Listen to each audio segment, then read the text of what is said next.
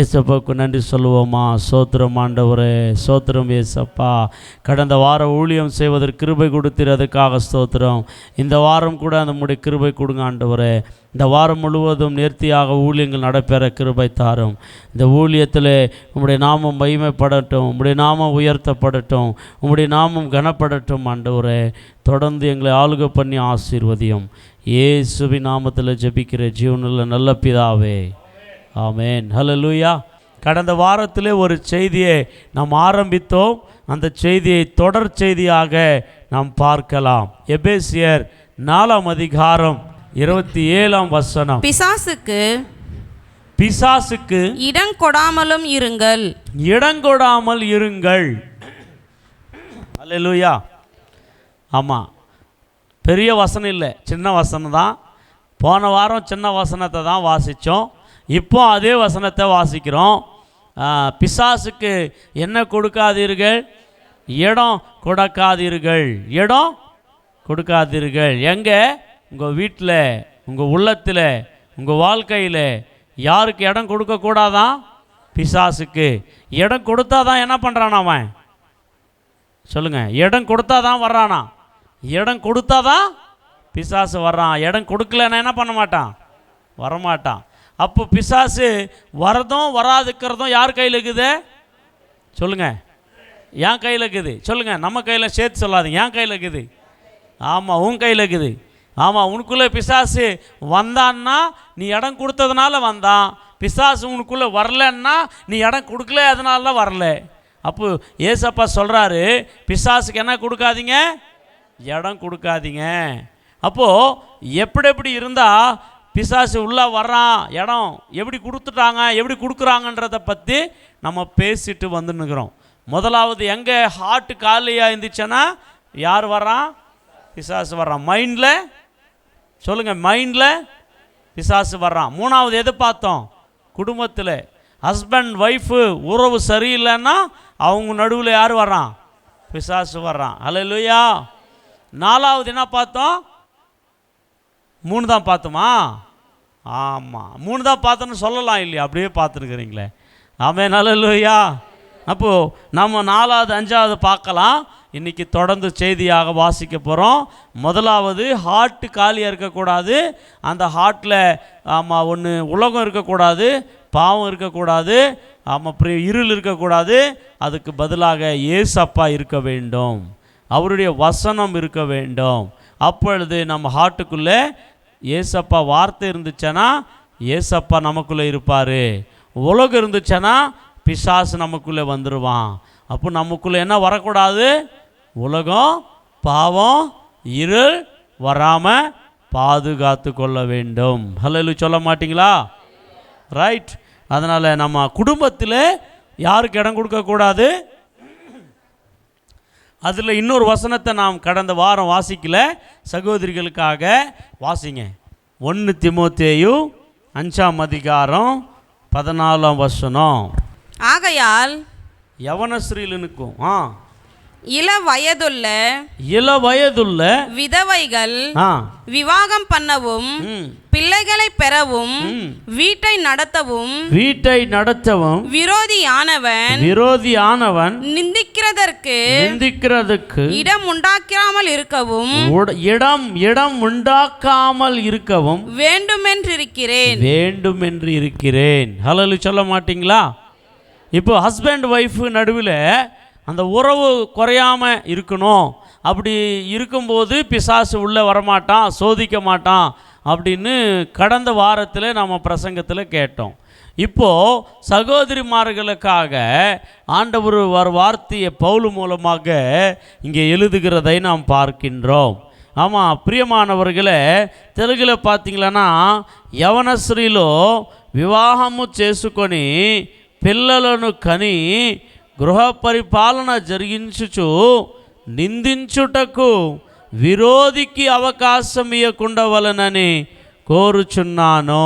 ஹல்லேலூயா சொல்லுங்க. டிரான்ஸ்லேஷன் மாற்றி போட்டிருக்கேன். ஹல்லேலூயா சொல்லுங்க. ஆமென், அல்லேலூயா. இங்கே என்ன போட்டிருக்கிறது? வாலிப சகோதரிகள் என்ன பண்ணிக்கின்னு, விவாகம் பண்ணிக்கின்னு, என்னத்தை பெற்றெடுத்து, பிள்ளைகளை பெற்றெடுத்து என்ன பண்ணுமா, வீட்டை நடத்தவும் எப்படி இருக்கணுமா, விரோதியானவன் நிந்திக்கிறதுக்கு இடம் உண்டாக்காமல் இருக்கவும் வேண்டுமென்று இருக்கிறேன். ஆமா, விரோதி பார்த்துனுக்கிறானா, அவன் நிந்திக்கிறதுக்கு ஒரு விரோதி இருக்கிறான். அவன் யார் அதிகமாக நிந்திப்பான் அப்படின்னா, கல்யாணம் பண்ணி கொண்டு பிள்ளைகளை பெற்றெடுத்திருக்கிற சகோதரிமார்கள், அந்த வாலிப தங்கச்சி, வாலிப சகோதரிகள். கவனிங்க, இங்கே என்ன பண்ணி கொண்டு பிள்ளைகளை பெற்றெடுக்கணுமா, விவாகம் பண்ணி கொண்டு என்ன எடுக்கணும், பிள்ளைகளை. இன்றைக்கி விவாகம் பண்ணாமலே பிள்ளைகளை எடுக்கிறாங்க, விவாகம் பண்ணாமலே பிள்ளைகளை பெற்றுக்கிறாங்க. அது அது ஆண்டவர் பார்வையிலே அது பாவம், வெபிச்சாரம். பிரியமானவர்களே, விவாகம் பண்ண பிறகு தான் பிள்ளைகளை பெற்றெடுக்கணும். விவாகம் பண்ண பிறகு பிள்ளைகளை பெற்றெடுத்து அவர்களை வளர்க்கணும் சரியாக. கணவரை பார்க்கணும், வீட்டில் இருக்கிற அத்தை, வீட்டில் இருக்கிற மாமா, அப்படி எல்லாரையும் பார்க்கணும். விரோதிக்கு என்ன கொடுக்கக்கூடாதான். நிறைய பார்த்தீங்களா, நான் இன்றைக்கி ஆமாம் நிறைய ஃபேமிலியில் கவனிக்கின்ற போது சர்ச்சுக்கு வருவார்கள், ரட்சிக்கப்பட்டிருப்பார்கள். ஆனால் வீட்டில் இருக்கிற அத்தை, வீட்டில் இருக்கிற மாமாவை எதுவுமே விசாரிக்க மாட்டாங்க, எதுவுமே கேட்க மாட்டாங்க. பிரியமானவங்களை, அப்படி நிறைய பெண்கள் இருப்பீங்க. அப்போ பிசாசுக்கு வழி அதுதான், நிந்திக்கிறதற்கு இடம் கொடுக்குறீங்க நீங்கள். பிரியமானவங்களை, அவர்கள் பெற்று உனக்கு கணவரை கொடுக்கலன்னா, வளர்த்து உங்களுக்கு கல்யாணம் பண்ணி கொடுக்கலன்னா கணவர் கிடையாது. அதை நீங்கள் யோசிக்க வேண்டும் பிரியமானவர்களே. அப்படியே அத்தை மாமாவை நீங்கள் நேசிக்கணும், அந்த கணவர் அவங்க அத்தை அவங்க மாமாவை நேசிக்கணும். அப்படி தான் பிரியமானவங்களை. இன்றைக்கி பார்த்தீங்களான்னா இந்த ஒரு மிஸ்மேட்ச் நடக்கிறத நம்ம பார்க்குறோம். இன்றைக்கி ஃபேமிலிங்களில் ஒரு ஒற்றுமை இல்லாத ஒரு சூழ்நிலை நம்ம பார்க்குறோம். ஃபேமிலிங்களில் இந்த ஒரு பேலன்ஸ்டு லைஃப் இல்லாததை இருக்கின்ற போது பிசாசு நிந்திக்கிறதுக்கு இடம் நீங்கள் கொடுக்குறீங்க. பிசாசு நிந்திப்பான், உங்கள் மேலே குறை கூறுவான். அங்கே நிறைய ஃபேமிலிங்களில் இன்றைக்கி இப்படிப்பட்ட பிரச்சனைகள் இருக்கிறது. நீங்கள் மனம் திரும்பி இருக்கிறீங்கன்னு சொன்னால் வீட்டில் கூட மனம் திரும்பணும், உங்கள் அத்தைக்கு முன்னே மனம் திரும்பணும், உங்களுடைய மாமாவுக்கு முன்னாயும் மனம் திரும்பிக்கணும். அங்கேயும் உங்கள் அன்பை வெளிப்படுத்தணும். வெறும் உங்கள் கணவரை பார்த்துக்கிறது இல்லை, வெறும் உங்கள் பிள்ளைங்களை பார்த்துக்கிறது இல்லை, உங்கள் ஃபேமிலியில் இருக்கிற அத்தனையும் நீங்கள் கவனிக்கிற பெண்மணியாக இருக்கின்ற போது பிசாசு உங்களை நிந்திக்க இடம் இல்லை. ஆமென் சொல்ல மாட்டீங்களா? இன்றைக்கி நிறைய பார்க்கின்ற போது இங்கே தான் அன்பு, இங்கே தான் அந்த விசுவாசம், இங்கே தான் அந்த காரியங்களை பார்க்கின்றோம். ஆவிக்குரிய தன்மைகள் இங்கல்ல, வீட்டிலையும் காண்பிக்க வேண்டும். பிரியமானவர்களே, அவர்கள் சாப்பிட்டார்களா விசாரியுங்கள், அவர்களை நலம் விசாரியுங்கள். அவர்கள் நல்லா இருந்தால் நீங்கள் நல்லா இருப்பீங்க. பெரியவர்கள் இருக்கிறதான அந்த ஒரு சூழ்நிலை உங்கள் குடும்பத்தில் அவர்கள் போன பிறகு தான் தெரியும். பிரியமானவர்களே, ஒருவேளை அவர்கள் ஒன்றும் கொடுக்காமல் இருக்கலாம், ஒருவேளை உங்களுக்கு எதுவும் சப்போர்ட்டிவாக இல்லாமல் இருக்கலாம். அவர்கள் இருப்பதே ஒரு பெரிய காரியம். ஹல்லேலூயா சொல்ல மாட்டீங்களா? எத்தனை பேர் அப்படி உங்கள் அப்பாவை உங்கள் அம்மாவை கேட்டால் தெரியும். பிரியமானவங்களே, உங்கள் மருமக எப்படியப்பட்டவள், உங்களுடைய மகன் எப்படி பார்த்துனுக்கிறான்னு அந்த குடும்பத்தை கேட்டால் தான் உங்கள் சாட்சி விளங்கும். பிரியமானவங்களே, இங்கே அல்ல, அங்கே காண்பிக்க வேண்டும். உங்களுடைய குணத்தை அங்கே வெளிப்படுத்த வேண்டும். அதுதான் சொல்லப்படுகிறது. நீங்கள் குடும்பத்தை நடத்தணும் சரியா. அப்படி நடத்தலைன்னா யார் வருவான் உள்ள? பிசாசு வருவான். கைப்பிடிச்சி பக்கத்தில் சொல்லுங்கள், யார் வருவான் உள்ள? ஆமாம், நீங்கள் நினச்சிருக்கிறீங்க நான் பரிசுத்தமாக இருக்கிறேன், ஓகே, நான் ரட்சிக்கப்பட்டிருக்கிறேன், ஓகே. ஆனால் குடும்பத்துக்குள்ளே நீங்கள் சரியாக விசாரிக்கலைன்னா, சரியாக குடும்பத்தை நடத்த தெரியலன்னா அந்த குடும்பத்துக்குள்ளே பிசாசு உள்ளே வருகிறான். அதை பேலன்ஸ் பண்ணுங்கள். ஹல்லேலூயா. பிரியமானவங்களே, இது கடந்த வாரத்தில் குடும்பம் என்ற அந்த பாயிண்டில் சொல்ல வேண்டிய ஒரு காரியம்தான். இது கூட குடும்பத்துக்கு ஏற்றது தான். ஃபஸ்ட்டு குடும்பம்னு சொல்லும்போது கணவன் மனைவி அவர்கள் சரியாக இருக்கும்போது பிசாசு உள்ளே வரமாட்டான். ரெண்டாவது குடும்பம்னு சொல்லும்போது இன்னும் அந்த குடும்பத்தில் பெண்மணி செய்ய வேண்டிய சரியான குடும்ப வாழ்க்கை செய்யலைன்னா அந்த உள்ள பிசாசு உள்ளே வருவான். இன்றைக்கி அதனால தான் நிறைய பிரச்சனைகள் குடும்பங்களே, குழப்பங்கள் அப்படி இருக்கிறது. இருக்கக்கூடாது குடும்பத்தில். ஆமாம் பிரியமானவங்களே, எப்பொழுதும் பி ஹாப்பியாக இருக்கணும் எல்லாரும் ஃபேமிலியில். ஒரே வாழ்வு தான் நமக்கு, அதை புரிஞ்சு கொள்ள வேண்டும். ஒரே வாழ்வு தான். செத்து போன பிறகோ நான் அல்றதில்லை, அது ஆக்டிங். ஆமாம், உயிரோடு இருக்கும்போது நீ நலம் விசாரிக்கணும். அதுதான் உண்மையான ஜெனன் வாழ்க்கை பிரியமானவங்களே. அதை தான் கர்த்தர் எதிர்பார்க்கிறார். ஹல்லேலூயா. அப்போது நாம் 4வது காரியத்துக்கு இன்றைக்கி போகலாம் பிரியமானவங்களே. 4வது காரியத்தை நம்ம வாசிக்கலாம் பிரியமானவங்களே. என்னது அப்படின்னு சொல்லி பார்த்தால், மன்னிக்கிற விஷயத்தில் மன்னிக்காமல் போனால் பிசாசு உள்ளே வருகிறானா. வாசிங்க 2 கொரிந்தியர் 2ஆம் அதிகாரம் 11ஆம் வசனம். சாத்தானாலே நாம் மோசம் போகாதபடிக்கு நான் மோசம் போகாதபடிக்கு அப்படி செய்தேன். அவனுடைய தந்திரங்கள் நமக்கு தெரியாதவைகள் அல்லவே. ஹல்லேலூயா சொல்லுங்க. இதை அப்போஸ்தலனாகிய பவுல் அவர்கள் கொரிந்திய சபைக்கு எழுதுகிறார் 2வது நிருபத்திலே. என்னதான் எழுதுகிறார் என்று சொன்னால், நீங்கள் 10ஆம் வசனத்தையும் கூட வாசிக்கின்ற போது, எவனுக்கு நீங்கள் மன்னிக்கிறீர்களோ அவனுக்கு நானும் மன்னிக்கிறேன். மேலும் எதை நான் மன்னித்திருக்கிறேனோ அதை உங்கள் நிமித்தம் கிறிஸ்துவினுடைய சன்னிதானத்திலே மன்னித்திருக்கிறேன். ஹல்லேலூயா. மன்னிக்க வேண்டும். ஃபேமிலியில் ஒரு சில நேரங்களில் சில பிரச்சனைகள் வரும் இல்லையா? அவர்கள் என்ன பண்ணுறது, அதை அப்படியே மைண்டில் வச்சுட்டு சண்டை போட்டுனே இருக்குது. அப்படி சொன்னியே, இப்படி பண்ணியே, இப்படியெல்லாம் செய்யும்போது பிசாசுக்கு வழி திறக்கிறோமா பிரியமானவர்களே? மன்னிக்க வேண்டும். அதையே பேசியிருக்கக்கூடாது, அதையே மைண்டில் வச்சிருக்கக்கூடாது, அதையே சொல்லிட்டு இருக்கக்கூடாது. நடந்த காரியத்தையே ரிப்பீட் பண்ணி கொண்டிருக்கக்கூடாது, நடந்ததையே மைண்டில் எழுதி கொள்ளக்கூடாது. அப்படி இருந்தால் பிசாசு உங்களை வஞ்சிப்பான் பிரியமானவர்களே. அது மட்டுமல்ல, யார் அப்படி நாம் ஒதுக்குறோமோ அவங்க மூலமாக அவர்களும் பிசாசால் வஞ்சிக்கப்படுவார்களாம் பிரியமானவங்களே. நான் சொல்லட்டும், 5ஆம் வசனத்தை வாசித்து அவங்களுக்கு புரியும். 5ஆம் வசனத்தை வாசிங்க. இப்போ துக்கம் உண்டாக்கினவன் எனக்கு மாத்திரமல்ல ஒருவாறு உங்கள் எல்லாருக்கும் துக்கம் உண்டாக்கினால் நான் உங்கள் எல்லார் மேலும் அதிக பாரம் சுமத்தாதபடிக்கு இதை சொல்லுகிறேன். அப்படிப்பட்டவனுக்கு அநேகரால் உண்டான இந்த தண்டனையே போதும். ஆதலால் அவன் அதிக துக்கத்தில் அமிழ்ந்து போகாதபடிக்கு நீங்கள் அவனுக்கு மன்னித்து ஆறுதல் செய்ய வேண்டும். ஹல்லேலூயா சொல்லுங்க. ஒருவன் உங்களுக்கு துக்கத்தை ஏற்படுத்தினால், நஷ்டத்தை ஏற்படுத்தியிருக்கலாம்.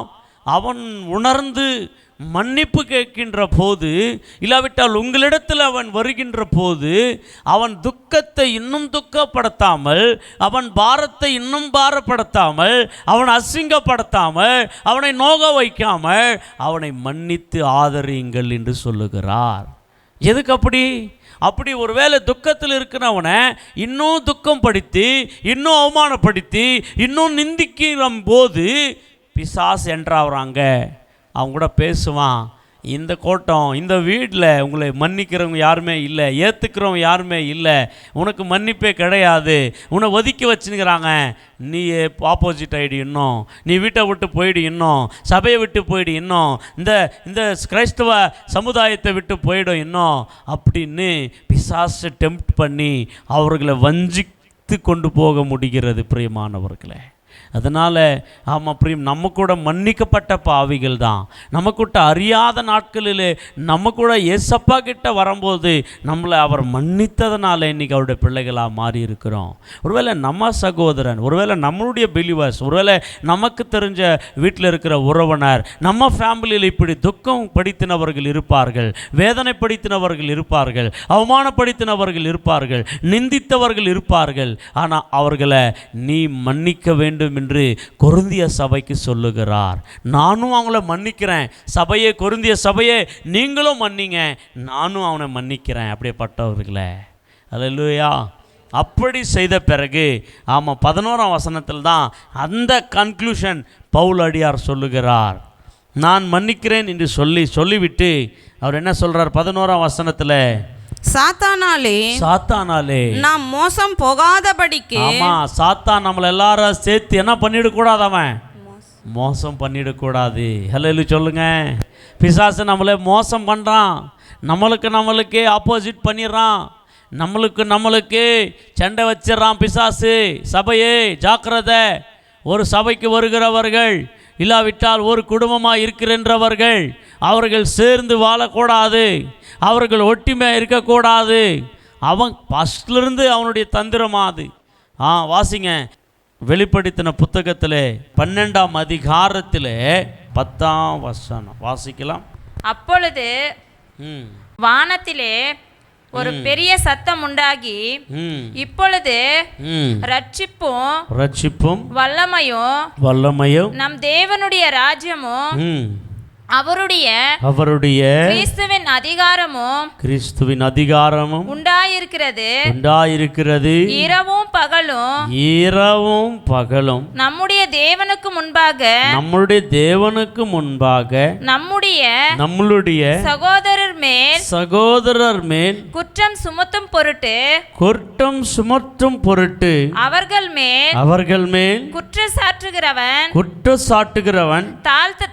தாழ்ந்து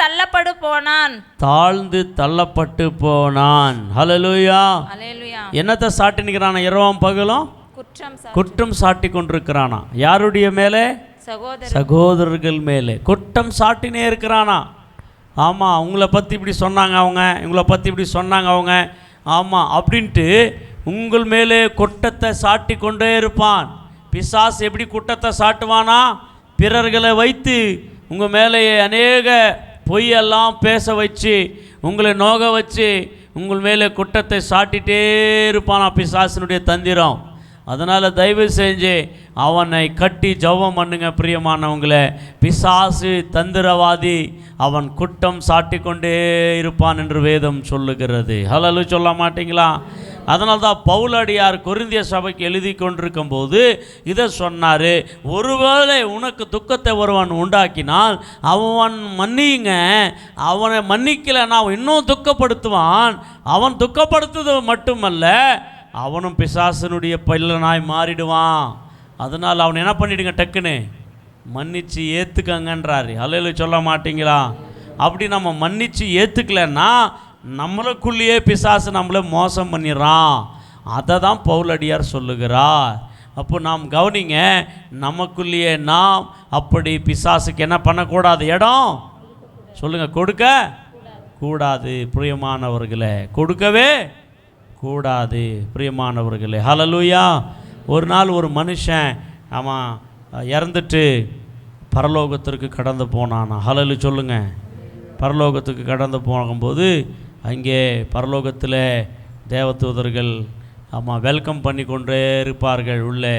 அப்பொழுது அந்த மனுஷன் கேட் அண்டியில் போய் நிற்கின்ற போது, உன்னுடைய பெயர் இருக்கிறது, நீ உள்ளே வரலாம், உனக்கு பரலோகத்துக்கு அதிகாரம் இருக்கிறது, ஆனால் உனக்குள்ளே ஒரு சிறிய மன்னிக்கப்படாத ஒரு குற்ற காரியங்கள் இருக்கிறது அப்படின்ட்டு சொன்ன உடனே அப்பொழுது அந்த மனுஷன் சொன்னானா, இல்லை நான் எல்லாரையும் மன்னிச்சிட்டேன், மன்னிக்காதவங்க யாருமே கிடையாது அப்படின்னு சொன்ன உடனே அப்போது அந்த தேவதூதன் சொன்னானா, இல்லை எல்லாரையும் மன்னிச்சிருக்கிற, எக்ஸ்பெக்ட் உங்கள் மனைவியை மட்டும் அப்படின்னானா தேவதூதன். ஹல்லேலூயா சொல்லுங்கள்.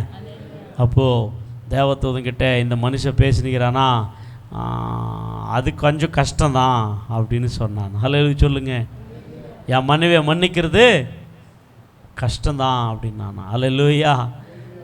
அப்படி மன்னிக்கலைன்னா நீ உள்ளே வர்றது கஷ்டம்தான் நான் தேவதூதன். ஹல்லேலூயா சொல்ல மாட்டீங்களா? ஆமென். ஹல்லேலூயா. அப்போது ஐயோ நான் மன்னிக்கிற எல்லாரும் மன்னிச்சுட்டு நினச்சின்னு இருந்தேனே, ஆனால் யாரும் மன்னிக்காமல் போட்டுக்கிறாரு. ஆமென்.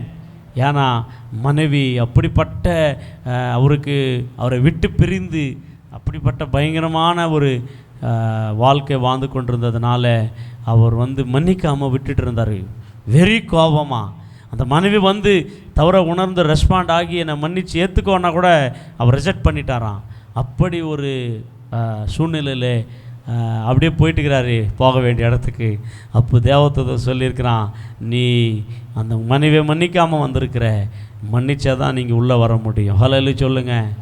அப்போ அங்கேருந்து சொன்னான், நான் என் மனைவியை நான் என்ன பண்ணுறேன், மன்னிக்கிறேன். ஹல்லேலூயா சொல்லுங்கள்.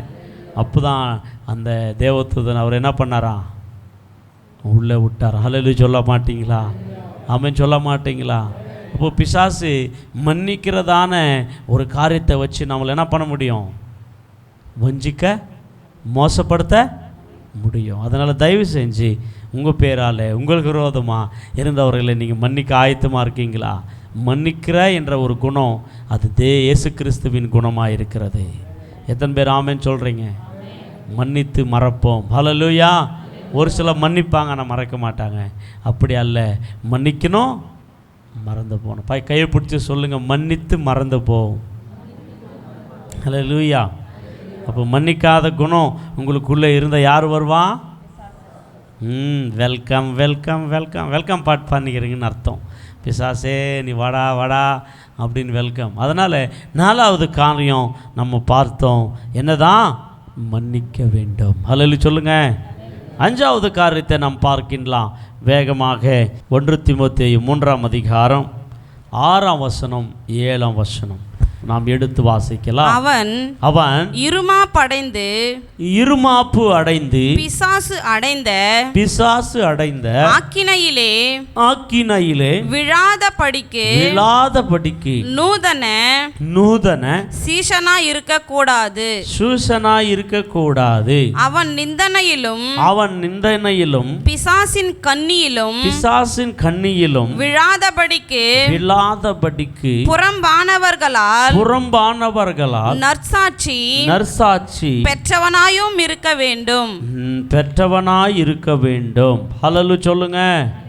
ஹல்லேலூயா. இங்கே அப்போஸ்தலனாகிய பவுல் தீமோத்திக்கு எழுதுகின்ற இந்த கடிதத்தில் என்னத்தை பற்றி பேசுகிறாருன்னு சொன்னால், சபை மூப்பரை பற்றி பேசுகிறாரு. ஹல்லேலூயா சொல்லுங்க. சபை மூப்பர்ன்னு சொன்னால் சர்ச்சில் ஒரு நரசி போன இல்லாவிட்டால் முதிர் வயந்த அவரை பற்றி அல்ல. சர்ச்சிலே மூப்பர் என்று சொன்னால் சபைக்கு கண்காணிக்கிற தேவனுடைய ஊழியக்காரனை பற்றி சொல்லப்படுகிறது. ஹல்லேலூயா சொல்லுங்கள். சபைக்கு அந்த 3ஆம் அதிகாரம் 1ஆம் வசனத்தில் நீங்கள் பார்த்தீங்களன்னா கண்காணியன் அப்படின்னு போட்டிருக்கும் தமிழில், இல்லைங்களா? வாசிங்க அந்த வசனத்தை. கண்காணிப்பை விரும்புகிறவன் நல்ல வேலையை விரும்புகிறான். இது உண்மையான வார்த்தை. ஹல்லேலூயா. கண்காணியன் என்ற வார்த்தைக்கு தெலுங்கில் பார்த்தீங்களன்னா அத்தியட்சத பதவி அப்படின்னு போட்டிருக்கோம். ஹல்லேலூயா. அந்த வார்த்தை தான் இங்கிலீஷில் பிஷப் என்ற ஒரு வார்த்தையை போட்டிருக்கிறது. ஹல்லேலூயா சொல்லுங்கள். என்ன வார்த்தை?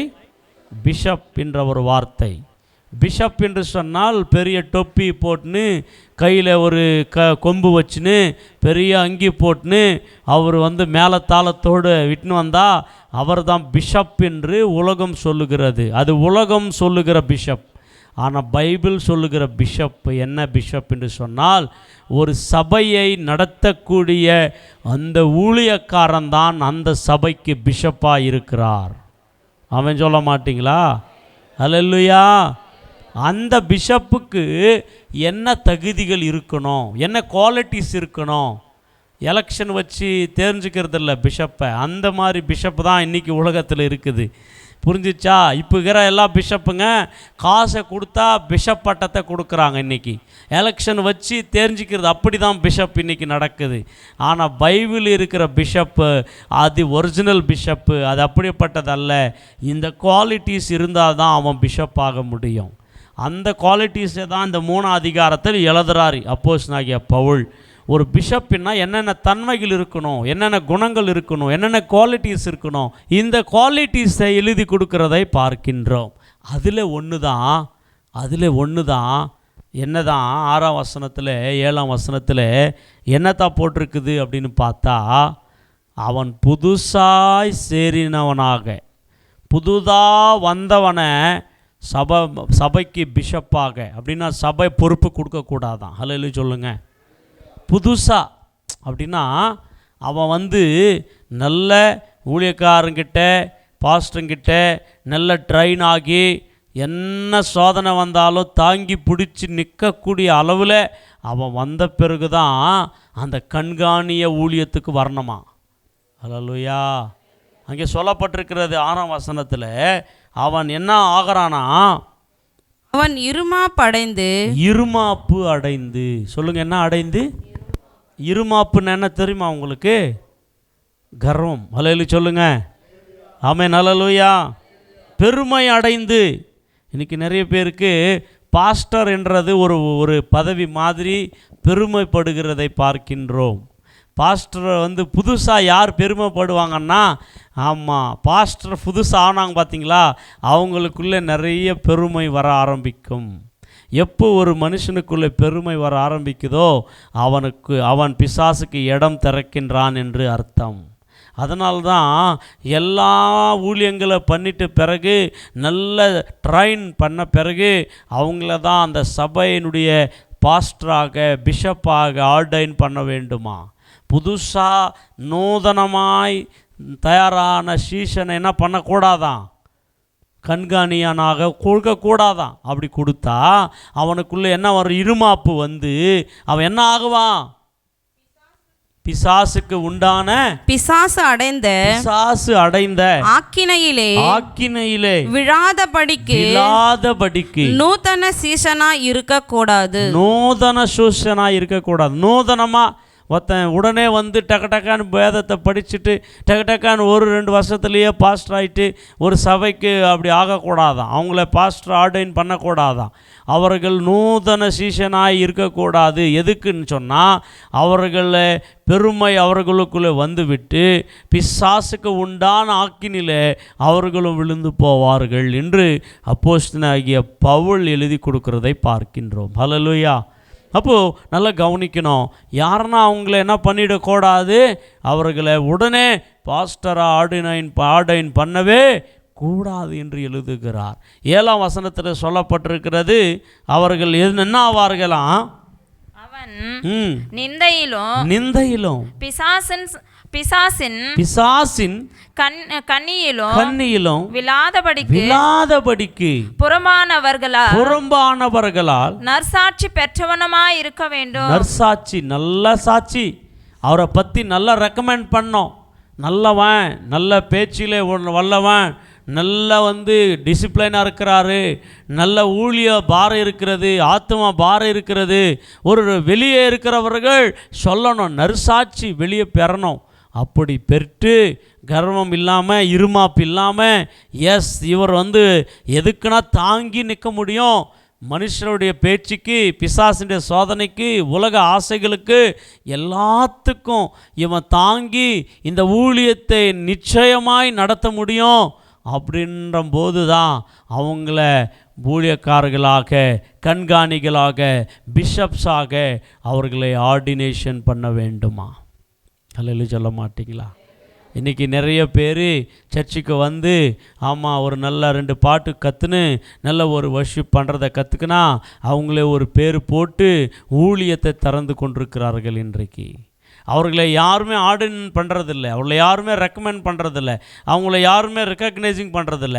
ரெக்கக்னைசிங் இல்லாத ஊழியக்காரர்கள் இன்றைக்கி நிறைய எழும்பிட்டாங்க. இன்றைக்கி இன்றைக்கி எந்த ஒரு ஆர்டைன் கிடையாது, எந்த ஒரு அப்படியே பட்டவங்க கொஞ்ச காலம் ஊழியத்தில் இருப்பாங்க, கொஞ்ச காலம் பயனடைகிற மாதிரி இருப்பாங்க.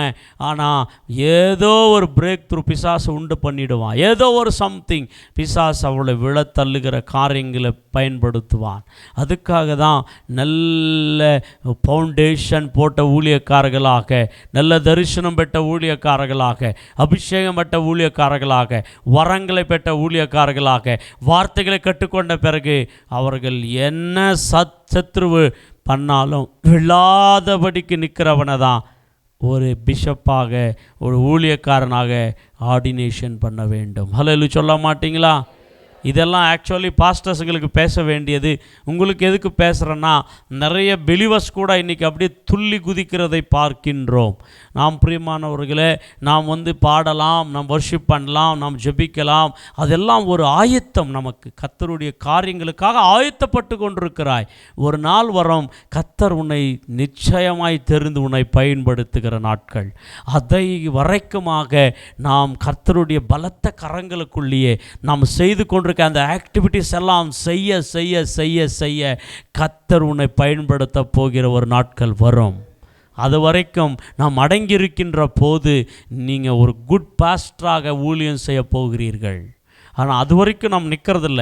அதனால தான் நிறைய பேர் பிசாசு தள்ளிட்டு போகிறான், பெருமையில் தள்ளிட்டு போகிறான், பாவத்தில் தள்ளிட்டு போயிடறான், அநேக வகையில் இன்றைக்கி விழத்தள்ளுகிறான். அதுவும் கூட பிசாசுக்கு இடம் கொடுக்கிற ஒரு காரியம். ஹல்லேலூயா சொல்லுங்கள். இப்போ கடைசியாக பார்த்து நாம் வேகமாக 2வது காரியத்திற்கு நாம் கடந்து செல்ல போகிறோம். இந்த செய்தியில் 3 ஸ்டெப் இருக்கிறது. முதல் ஸ்டெப்பில் தான் இருக்கிறோம். இன்னும் 2வது காரியத்துக்கு நம்ம கடந்து போகணும். வாசிக்கலாமா? 1 பேதுரு 5ஆம் அதிகாரம் 8ஆம் வசனம். தெளிந்த புத்தியுள்ளவர்களாயிருங்கள், தெளிந்த புத்தி உள்ளவர்களாயிருங்கள், விழித்திருங்கள், விழித்திருங்கள். ஏனெனில் உங்கள் எதிராளி ஆகிய பிசாசானவன் கெர்ச்சிக்கிற சிங்கம் போல எவனை விழுங்கலாமோ என்று வகை தேடி சுற்றித் திரிகிறான். ஹல்லேலூயா. இதில் 2 வார்த்தை எழுதப்பட்டிருக்கிறது. கரங்களை கொண்டு வந்தவர்கள் கரங்களை உயர்த்தி ஹல்லேலூயா சொல்லுவோமா? இதில் 2 வார்த்தை சொல்லப்படுகிறது. என்ன வார்த்தை? தெளிந்த புத்தி உள்ளவர்களாக இருங்க, விழித்திருங்க. சொல்லுங்க இந்த 2 வார்த்தை. தெளிந்த புத்தி உள்ளவர்களாக இருங்க, விழித்திருங்க. இந்த 2 வார்த்தை. இதை 2த்தில் ஃபெயில் யார் ஆகுறாங்களோ அவங்களுக்குள்ளே பிசாசு என்ட்ரு ஆகுறான், அவங்க இடம் கொடுக்குற மாதிரி. ஹல்லேலூயா. அப்போ எப்படி இருக்கணும்? தெளிந்த புத்தி உள்ளவர்களாக இருக்கணும். நாம் தெரியாத புத்தி உள்ளவர்களாக இருக்கக்கூடாது, தெரிந்த புத்தி உள்ளவர்களாக இருக்கணும். நல்ல ஞானம் பெற்றவர்களாக இருக்கணும், நல்ல ஷார்ப் மைண்ட் உள்ளவர்களாக இருக்கணும். ஏன்னா நம்ம விரோதி ஆகிய பிசாசு கர்ஜிக்கிற சிங்கத்தை போல யாரை விளங்கலாம், யாரை பிடிக்கலாம், யார் வீட்டுக்கு போகலாம் அப்படின்னு வகை தேடி சுட்டி திரிந்து கொண்டிருக்கிறானா. அவன் உலகம் முழுவதும் சுட்டி திரிந்து கொண்டிருக்கிறான். யாரெல்லாம் பிரியமானவர்களே புத்தி இல்லாதவர்களாக இருப்பாங்களோ, யாரெல்லாம் அந்த வீக்காக இருப்பாங்களோ, அவைக்குரிய தன்மைகளிலே அவர்களுக்குள்ள பிசாசு நொழுகிறான். அங்கே நாம் பார்க்கின்றோம், நீங்கள் தெளிந்த புத்தி உள்ளவர்களாக இருந்து விழித்திருக்கணும். சொல்லுங்கள், என்ன இருக்கணும்? விழித்திருக்கணும்னா ராத்திரியெல்லாம் தூங்காமல் இருக்கிறதல்ல. ராத்திரி ஏசப்பா வார்த்தை சொல்லியிருக்குது, பாஸ்டர் பிரசங்கம் பண்ணிக்கிறாரு, விழுத்திருக்க சொல்லியிருக்கிறாருன்னு சொல்லி ராத்திரியெல்லாம் லைட்டை போட்டுன்னு செல்ஃபோனை பார்த்துன்னு, ஆமாம் பாஸ்டர் சொன்னாருமா விழித்திருக்க சொல்லி பிசாசு வரமாட்டானா அப்படின்னு விழித்திருக்கக்கூடாது. அந்த விழித்திருப்பு கிடையாது. தூங்காமல் இருக்கிறோமா, அது இல்லை. நம்ம உஷாராக இருக்கணும்னு அர்த்தம். அது ஹல்லேலூயா சொல்லுங்கள். கேர்ஃபுல்லாக இருக்கணும்னு அர்த்தம், ஜாக்கிரதையாக இருக்கணும்னு அர்த்தம். பிசாசு நமக்குள்ளே, நம்ம வீட்டுக்குள்ளே வரக்கூடிய தன்மைகள், அந்த ஆக்டிவிட்டீஸ், அந்த மாதிரி வேலைகள் நம் வாழ்க்கையில் செய்யாமல் இருக்கணும். நம்மளுடைய கண்ணில், நம்முடைய மைண்டில், நம்முடைய இருதயத்தில், நம்முடைய ஹார்ட்டில், நம்முடைய ஆக்டிவிட்டீஸில், நம்முடைய பாடி லாங்குவேஜில், நம்முடைய குடும்ப வாழ்க்கையில் பிசாசுக்கு பிடிச்ச காரியங்களை நம்ம எப்பெல்லாம் செய்ய தொடங்குகிறோமோ அப்போ பிசாசையை இன்டைரக்டாக கூப்பிட்டுங்கிற நீ வா அப்படின்ட்டு அதான் இடம் கொடுக்கறது. அதில் தான் முதல் பார்த்தோம், ஹார்ட்டில் இடம் கொடுக்கக்கூடாது, மைண்டில் இடம் கொடுக்கக்கூடாது, ஃபேமிலியில் இடம் கொடுக்கக்கூடாது. ஹல்லேலூயா சொல்லுங்கள். திருப்பி திருச்சபையில் மன்னிக்கிற விஷயத்தில் மன்னிக்கணும், அங்கே இடம் கொடுக்கக்கூடாது. திருப்பி நம் 4:5 என்ன பண்ணக்கூடாது, புதுசாக சீசனாக உருவாகினவனை தூக்கி பிஷப் பண்ணிடக்கூடாது, ஹெட் பாஸ்டராக பண்ணிடக்கூடாது, எல்லாம் பொறுப்புகளை கொடுத்துடக்கூடாது. ஹல்லேலூயா சொல்லுங்கள். ஏன்னா பிசாஸ் அவங்களையும் வஞ்சிக்கிறதுக்கு வாய்ப்பு இருக்குது. அதில் உஷாராக இருக்க சொன்னார். அங்கேயும் இடம் பிசாசு கிடைக்குதான், அங்கேயும் உஷாராக இருக்க அப்போ ஊழியம், அது ஊழியம். இந்த ஊழியத்தில் கூட பிசாசு நுழைய முடிகிறது. அதில் நாம் உஷாராக இருக்கணுமா? கடைசியில் நம்ம பார்த்தோம், ஒரு தனிப்பட்ட நபர் எப்படி இருக்கணுமா, தெளிந்த புத்தி உள்ளவர்களாக இருக்கணும், திருப்பி விழுத்திருக்கணும். இப்படி இந்த ரெண்டுத்தில் ஃபெயிலியர் ஆனானா பிசாசு என்ன பண்ணுறான், அவனுக்கு இடம் கொடுத்த மாதிரி அவன் உள்ளே வருகிறான். அப்போது செய்தி நான் மொத்தம் என்ன வாசிக்கிறேன்னா, பிசாசுக்கு இடம் கொடுக்காமல் இருங்கள். சொல்லுங்கள், பக்கத்தில் கை பிடிச்சி, யாருக்கு இடம் கொடுக்காதீங்க, பிசாசுக்கு இடம் கொடுக்காமல் இருங்கள். பிசாசு உங்களுக்குள்ளே வராமல் இருக்கணும்னா நீங்கள் செய்ய வேண்டிய காரியம், உங்களுடைய வாயில், உங்களுடைய வாழ்க்கையில் எப்பவுமே துதிச்சுனே இருக்கணும். அல்லேலூயா. துதி எங்கே எடுக்கணும், கையில் எடுத்துக்கணுமா, வாயில் எடுக்கணும், சோத்திரங்கள் எடுக்கணும், துதி எடுக்கணும். எடுக்கிறதுனா துதி ஏறெடுக்கிறது ஆண்டவருக்கு, சோத்திரங்களை ஏறெடுக்கிறது ஆண்டவருக்கு. எப்பெல்லாம் நம்ம துதியை ஏறெடுக்கிறோமோ சாத்தான் ஓடுவான், பிசாசு ஓடுவான், உங்களை விட்டு ஓடுவான், உங்கள் குடும்பத்தை விட்டு ஓடுவான். அதுக்காக தான் உங்கள் குடும்பத்தில் துதி சத்தம் இருக்குதா, பாடல் சத்தம் இருக்கிறதா, தேவ சந்நிதி உங்கள் குடும்பத்தில் வருகிறதா, அப்பொழுது பிசாசு உங்கள் குடும்பத்தை விட்டு ஓடுவான். அல்லேலூயா சொல்லுங்க. சரி, ரெண்டாவது பகுதியில் நம் ஒரு காரியத்தை இன்றைக்கி வாசிக்க போகிறோம். ஆமாம் பிரியமானவர்களே, இடம் கொடுக்கக்கூடாது என்ற காரியங்களை நாம் பற்றி பார்த்தோம். இப்பொழுது ரெண்டாவது காரியம், பிசாசுக்கு இடம் கொடுத்தவர்களுடைய வாழ்க்கையில் என்ன நடந்துச்சுன்னு பார்க்க போகிறோம். பிசாசுக்கு ஒரு சிலர் பைபிளில் கொடுக்கக்கூடாதுன்னு எழுதியிருக்கு, ஆனால் ஒரு சிலர் இடம் கொடுத்துட்டாங்க. அப்படி இடம் கொடுத்தவருடைய வாழ்க்கை என்ன ஆச்சு அப்படி நான் பார்க்கலாம் இப்போ. ஹல்லேலூயா. ஒரு 4 நபர்ஸ் இருக்கிறாங்க, அதில் 4 பேர் நமக்கு பைபிளில் இருக்கிறாங்க. பட் அதில் 1 மட்டும் இன்றைக்கி இருக்கிற நேரத்திலேயே பார்த்து நம்ம முடிக்க ஆசைப்படலாம். வருகிற சண்டே திருப்பி இன்னும் ரிமைனிங் இருக்கிறதை நாம் பார்க்கலாம். கர்த்தருக்கு ஸ்தோத்திரம். 1 சாமுவேல் எழுதின புத்தகத்தில் 1 சாமுவேல் 16ஆம் அதிகாரம் 14ஆம் வசனம். கர்த்தருடைய ஆவி சவுலை விட்டு நீங்கினார். கர்த்தரால் வரவிடப்பட்ட ஒரு பொல்லாத ஆவி அவனை கலங்க பண்ணி கொண்டிருந்தது. ஹல்லேலூயா சொல்லுங்க. எல்லாம் பார்த்தீங்களா அந்த வசனத்தை? என்ன பார்த்தீங்க? யாரை பற்றி வாசிக்கிறோம்? சவுலை பற்றி வாசிக்கிறோம். யார் இந்த சவுல்? இஸ்ரவேலுக்கு முதல் ராஜா. சொல்லுங்க, யாருக்கு? இஸ்ரவேலுக்கு முதல் ராஜா. அது வரைக்கும் ராஜரீக பரிபாலனை இல்லை. அதுக்கு முன்னாடி வரைக்கும் நியாயாதிபதிகள் ஆண்டு கொண்டிருந்தார்கள்.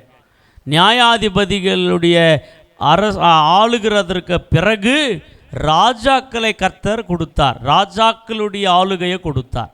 அந்த ராஜாக்களுடைய ஆளுகையிலே முதல் ராஜா பேர் தான் சவுல். இந்த சவுலை ஆண்டவர் அழைத்து அபிஷேகம் பண்ணி புதிய மனசை கொடுத்து, புதிய ஆவியை கொடுத்து, சிங்காசனத்தை கொடுத்து, ராஜ்யத்தை கொடுத்து அவனை கர்த்தர் அழகு பார்த்தார். ஹல்லேலூயா சொல்ல மாட்டீங்களா? அப்போ சவுல் ராஜாவாக தேவனே ஏற்படுத்தினார். நல்லா கவனிங்க. ஆனால் இங்கே இந்த கான்செப்டில் நாம் வாசிக்கின்ற போது சவுலுக்குள்ள இருந்ததான ஆவியானவர் அவரை விட்டு போய்விட்டார். ஹல்லேலூயா சொல்லுங்க.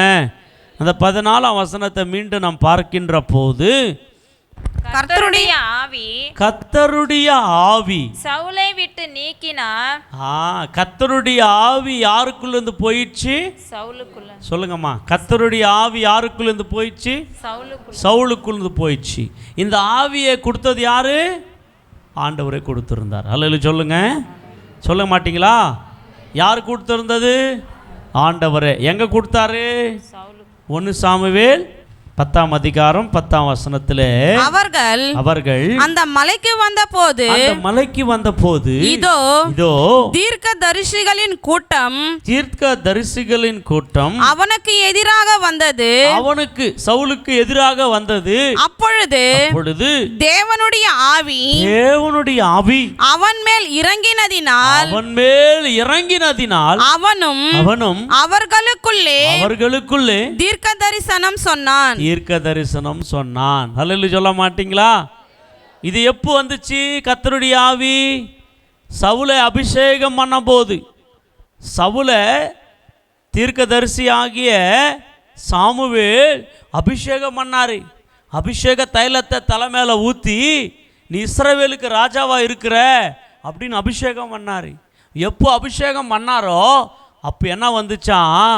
கர்த்தருடைய ஆவி சவுலுக்குள்ளே வந்துச்சான். ஹல்லேலூயா சொல்லுங்க. ஹல்லேலூயா. நீங்கள் 10ஆம் அதிகாரம் 1ஆம் வசனத்தில் பார்த்தீங்களன்னா, 10ஆம் அதிகாரம் 1ஆம் வசனத்தில் இருக்குது பாருங்களா. அப்பொழுது சாமுவேல் தைல குப்பியை எடுத்து அவன் தலையின் மேல் வார்த்து அவனை முத்தம் செய்து கர்த்தர் உன்னை தம்முடைய சுதந்திரத்தின் மேல் தலைவனாக அபிஷேகம் பண்ணினார் அல்லவா. அல்லேலூயா. அப்போ சாமுவேலுக்கு என்ன ஆச்சு? சாமுவேல் தீர்க்கதரிசி மூலமா சவுலுக்கு என்ன ஆச்சு? அபிஷேகம் பண்ணப்பட்டது. சொல்லுங்க, என்னது? அப்போ நல்லா கவனிக்கணும். ஹலோ, இங்கே தான் செய்தி இருக்குது, நல்லா கவனிங்க. சவுல் சாதாரண ஆர்டினரி மேன். ஆனால் ஆர்டினரி மேனாக இருந்த சவுலை அபிஷேகம் பண்ணப்பட்ட பிறகு ராஜாவாயிட்டார். அவர் இஸ்ரவேலுக்கு என்ன ஆயிட்டாரு? ராஜாவாயிட்டார்.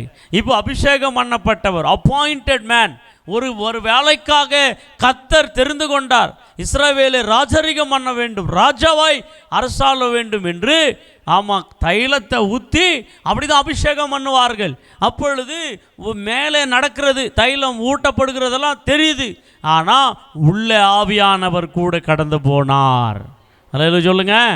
ஜனங்களுக்கு பார்க்கறது மாதிரி ஒரு அபிஷேகம், ஆனால் உள்ளே ஆவியானவர் வந்துட்டாரு. ஆவியானவர் வந்தது மட்டுமல்ல, இப்போ தீர்க்க தரிசனம் கூட சொல்லிக்கிறாரு சவுல். ரொம்ப அற்புதம், ரொம்ப பிரம்மாண்டம். ஆனால் 10ஆம் அதிகாரத்தில் அபிஷேகம், 10ஆம் அதிகாரத்தில் புதிய மனசு, புதிய அபிஷேகம், பரிசுத்த ஆவியானவர் உள்ள வருகிறதை நாம் பார்க்கின்றோம். ஆனால் அதே 16ஆம் அதிகாரம் 14ஆம் வசனத்திற்குள்ளே வரும்போது சவுலுக்குள்ள இருந்த ஆவியானவர் வெளியே போயிட்டாரு. ஹல்லேலூயா சொல்லுங்க. யார் உள்ளே வந்துட்டாங்க? சொல்லுங்க, யார் வந்துடுது? உள்ளே யார் இருந்தாங்க? ஆவியானவர். உள்ளே இருக்கிறவர் எங்கே போயிட்டாரு? வெளியே போயிட்டாரு. வெளியே இருக்கிறவன் எங்கே போயிட்டான்? இப்போ உள்ளே போயிட்டான். ஹல்லேலூயா சொல்லுங்க. அபிஷேகம் கொடுத்தது யாரு? அவருக்கு ராஜ பதவி கொடுத்தது யாரு? ஆவியை கொடுத்தது யாரு? ஹல்லேலூயா. ஆனால் பெற்ற ஆவியை தக்க வச்சுக்கல, பெற்ற ஸ்தானத்தை தக்க வச்சுக்கல, பெற்ற அபிஷேகத்தையே காத்துக்கல. புரிஞ்சுச்சா? ஹல்லேலூயா சொல்லுங்க. ராஜா பதவியை கொடுத்தது உண்மை, அபிஷேகம் கொடுத்தது உண்மை. நிறைய பேர் நினச்சிக்கிறாங்க, எனக்கு அபிஷேகம் பெற்றுட்டேன், எனக்கு வல்லமை பெற்றுட்டேன், நான் வரங்களை பெற்றுட்டேன், எப்படியானா வாழ்ந்துடலாம், எப்படியானா நடக்கலாம். முடியாது. அப்படியெல்லாம் அபிஷேகம் பண்ணப்பட்ட பிறகு ஒரு டிசிப்ளைன் வாழ்க்கை இருக்கணும், ஒரு கிரமமான வாழ்க்கை இருக்கணும். சவுலுக்குள்ளே அந்த வாழ்க்கை இல்லை. அவர் அபிஷேகம் பண்ணப்பட்டவர் தான், அவர் ராஜா தான், ஆவியை பெற்றவர் தான், தீர்க்க தரிசியில் வத்தன்னு சொல்லி ஒரு தீர்க்க தரிசியாக கூட பிரபலமானவன் தான். ஆனால் 16ஆம் அதிகாரம் 14ஆம் வசனத்தில் பார்க்கின்ற போது அவனுக்குள்ள இருந்த ஆவி, பரிசுத்த ஆவி, நல்ல ஆவி, அபிஷேகம் கொடுத்த ஆவி, மனசை மாற்றின ஆவி அவனை விட்டு புறப்பட்டு வெளியே போய்விட்டது. புறப்பட்டு போனது ஒருவேளை எம்டியாக இருந்திருந்தாலும் ஓகே, காலியாக இருந்திருந்தாலும் ஃபில் பண்ணியிருக்கலாம். ஆனால் உடனே கர்த்தர் கட்டளை கொடுக்கிறார், அசுத்த ஆவி அவனுக்குள்ளே வருகிறது. என்ன ஆவி? பொல்லாத ஆவி. தமிழில் நல்லா போட்டுக்குது. என்ன ஆவி? சொல்லுங்கள் பக்கத்தில் பார்த்து. என்ன ஆவி? பொல்லாத ஆவி. பொல்லாதவனா பண்ணிடுவோன்னே நிறைய பேர் சொல்லுவாங்க. நிறைய பேர் இப்படி சொல்லுவாங்க, ஏய் நான் பொல்லாதவன். அந்த வார்த்தை பயன்படுத்தாத.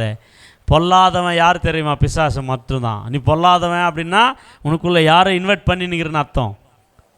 சொல்கிறீங்களா? நிறைய பேர் சொல்கிறது, நான் பொல்லாதவன். நீ பொல்லாதவனா? பொல்லாத ஆவி பெற்றவர்கள் தான் பொல்லாதவர்கள். என்ன ஆவி வந்துச்சான்? பொல்லாத ஆவி. இப்போ நான் கேள்வி உங்களை கேட்டுனுக்கிறேன், எதுக்காக அப்படி ஆவி வந்துச்சு? பொல்லாத ஆவி வர்ற மாதிரி என்ன தான் செஞ்சிட்டான் சவுல்? பொல்லாத ஆவி வர்ற அளவுக்கு எப்படி வாழ்ந்துட்டான்? இன்றைக்கி நிறைய கிறிஸ்டியானிட்டியில் இருக்கிறவர்களுக்கு இது பாடம். இன்றைக்கி தேவனுடைய ஊழியத்தில் இருக்கிறவர்களுக்கு இது பாடம். பிரியமானவர்களே, ஏன் இந்த சவுலுக்குள்ளே இருந்த ஆவி வெளியே போயிடுச்சு? இந்த சவுலுக்குள்ளே ஏன் பிசாசு உள்ளே வந்துச்சு அப்படின்னு நம்ம பார்த்தா, நிறைய ஆண்டவருக்கு இஷ்டம் இல்லாத வாழ்க்கை வாழ்ந்தான். ஆண்டவர் இப்படி செய்யாதரா அப்படின்னா, ஆமாம் ஆண்டவரே, நான் மனம் திரும்புகிறேன் ஆண்டவரே, தப்பாயிடுச்சு ஆண்டவரே, சாரி ஆண்டவரே, எஸ்கியூஸ் ஆண்டவரே, ப்ளீஸ் ஆண்டவரே, மன்னியும் ஆண்டவரே அப்படின்னு கேட்குறதையே விட்டுட்டான். என்ன சுட்டி காட்டினாலும், இது தவறுன்னு காட்டினாலும், இப்படி செய்யாதன்னு காட்டினாலும், இப்படி செய்யாதன்னு சொல்லி சொல்லி பார்த்தாலும் திரும்பவே இல்லை. மனம் திரும்பவே இல்லை.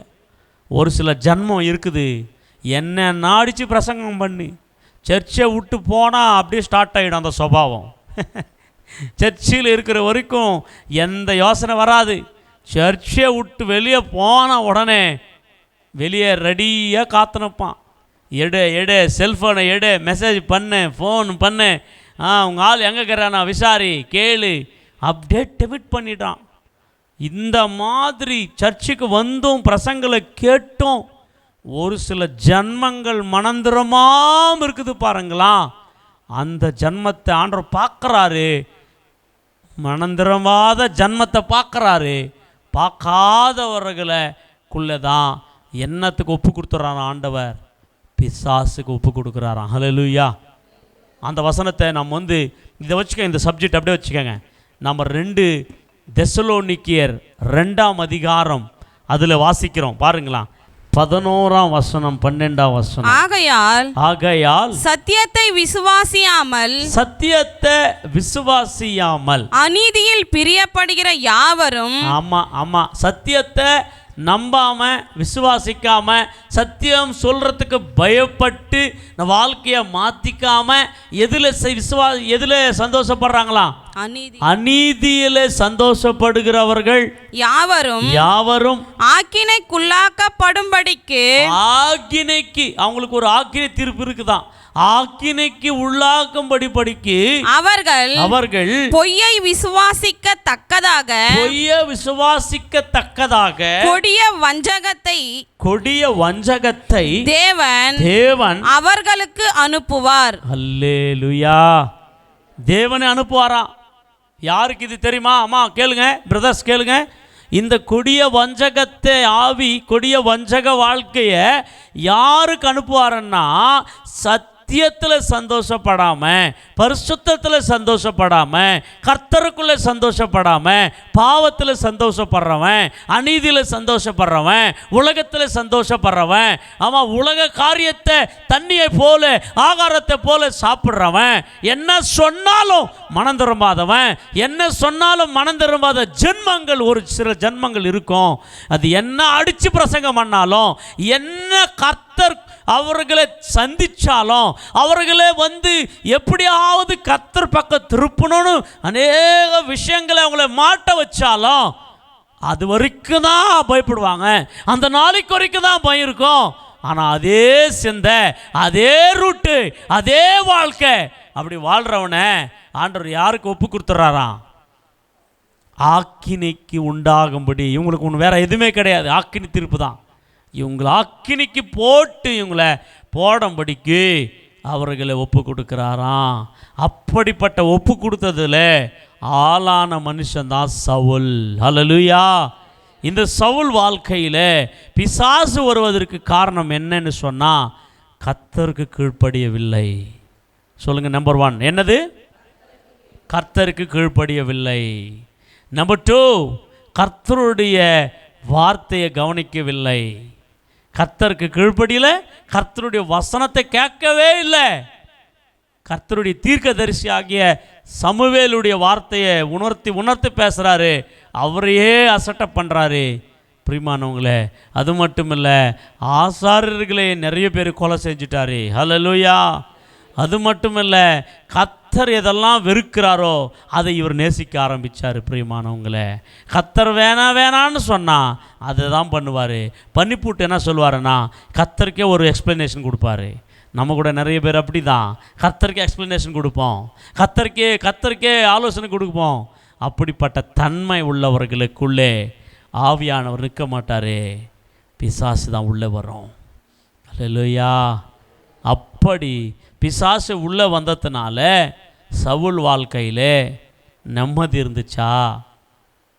வெற்றி இருந்துச்சா? ஆசீர்வாதம் இருந்துச்சா? ஒன்றும் கிடையாது, ஒன்றும் கிடையாது. அல்லேலூயா சொல்ல மாட்டிங்களா? ஒரு முறை இல்லை, பல முறை பிடிக்குது ஆவி. ஆவி பிடிக்கும் போதெல்லாம் தாவீது விரட்டுற வேலை தான். நம்ம அமாவாசையில் விரட்டினேக்கிறோம் பேய்ங்களை பார்த்தீங்களா? ஒரு சில பேய்ங்களே, போ பிசாசை, ஓடு பிசாசை, விரட்டுற வேலை, திருப்பி வர வேலை, பிசாசு வேலை. பார்த்தீங்களா? இங்கே கூட சவுலுக்குள்ளே தாவீது எப்பெல்லாம் சவுலுக்கு பேய் பிடிக்குதோ அப்பெல்லாம் பேய் ஓட்டுற பாஸ்டர் தாவீது தான். அவன் சொல்ல மாட்டிங்களா? யாருக்கு பேய் ஓட்டினிருந்தார்? சவுலுக்கு பேய் ஓட்டினிருந்தார். அல்லேலூயா சொல்லுங்க. அப்போ பையர் பாடு காலத்திலே பேயை ஓட்டுறதுக்கு இது. அல்லேலூயா சொல்லுங்க. ஆமென். அப்போ வீணை எடுத்து பேயை ஓட்டிகிட்டு இருந்தாங்க. நிறைய பேர் கேள்வி கேட்குறாங்க, பேய்க்குதா அப்படின்னு. தோத்திரம். அல்லேலூயா. அவன் சொல்ல மாட்டிங்களா? பேய் ஓட்டுறதெல்லாம் கிதா பதர் அப்படின்னு கேட்குறான். அப்படி கேட்குறவனே ஒரு பேய் தான். அல்லேலூயா சொல்லுங்க. பைபிளில் இருக்கிறத இல்லைன்னு சொன்னானா அவன் ஒரு பேய் தான். அல்லேலூயா சொல்லுங்க. பைபிளில் என்ன இருக்குதோ அது சத்தியம், உண்மை. வேதத்தை நம்பாமல் எக்ஸ்ட்ரா பேசுகிறான் பார்த்தீங்களா, அவன் பைபிளை காண மிஞ்சின பதார்த்தம். அல்லேலூயா சொல்லுங்க. ஆமென். அல்லேலூயா. ஆமென் சொல்ல மாட்டிங்களா? அப்போது சவுலுக்கு பிடிச்சிருந்த பேயை யார் தான் ஓட்டினிருந்தாங்க? ஆமாம், ஒரு வசனத்தை வாசிங்க, நான் முடிக்கிறேன். இங்கே நிறுத்தலாம் நம்ம. இது முடியல, இதை முடியல. ஏன்னா எதுக்கு பேய் வந்துச்சுன்றதை நான் வேதத்திலேருந்து காமிக்கணும் உங்களுக்கு.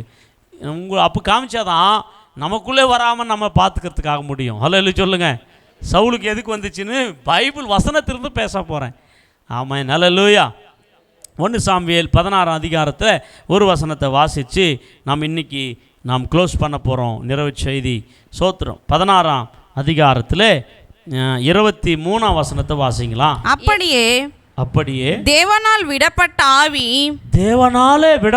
ஆவி சவுலை பிடிக்கும்போது தாவீது சுரமண்டலத்தை எடுத்து தன் கையினால் வாசிப்பான். அதனாலே பொல்லாத ஆவி அவனை விட்டு நீங்க சவுல் ஆறுதல் அடைந்து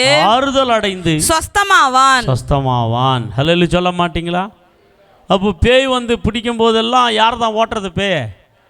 சொல்லுங்கள். இப்போ நல்லா சொல்லு, வாயை திறந்து சொல்லுங்கள், பயப்படாத. தாவீது. ஹல்லேலூயா. அப்போ தாவீதுக்கு பேர் கொடுக்கலாம் நம்ம, பேய் ஓட்டுற பாஸ்டர். என்ன ஓட்டுற பாஸ்டர்? ஆமாம். ஹல்லேலூயா சொல்லுங்கள். ஒரு சிலரெல்லாம் பேய் ஓட்ட மாட்டாங்க, பேயை பார்த்ததில் ஓடி போவாங்க. சோத்திரம். ஏன்னா அவங்களுக்கு பேய் ஓட்டுற பாஸ்டர் கிடையாது அவங்க. ஹல்லேலூயா சொல்லுங்கள். அப்போது பைபிளில் பேய் ஓட்ட சொல்லி இருக்குதா அப்படின்னு கேட்டாக்கா நிச்சயமாக இருக்குது. ஹல்லேலூயா சொல்லுங்கள். ஏன்னா மத்தேயு 10ஆம் அதிகாரம் 1ஆம் வசனத்தில் ஏசப்பா தன் சீசர்களை அனுப்பும்போது சொல்கிறாரு, நீங்கள் பேய்களை ஓட்டுங்கன்னு சொல்கிறாரு. ஹல்லேலூயா.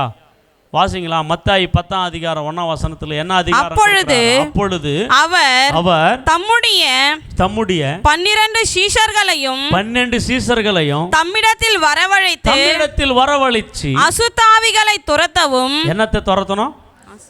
துரத்த சொல்லுகிறாரா இல்லையா? ஹலோ பிரதர், இங்கே தூக்கி கேளுங்க. அசுத்தாவியே என்ன பண்ண சொல்லுகிறார் ஏசப்பா? துரத்த சொல்லுகிறார் இல்லையா? என்ன பேசவே மாட்டீங்க? சொல்லுகிறாரா? 12 சீசர்களை வரவழைச்சு என்னென்ன துரத்துங்கன்னு சொல்லிக்கிறாரு?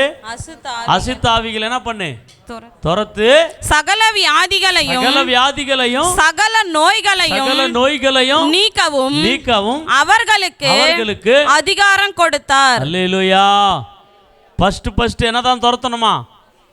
சொல்லுங்க எல்லாம் கைப்பிடிச்சு. என்ன துரத்தணும்?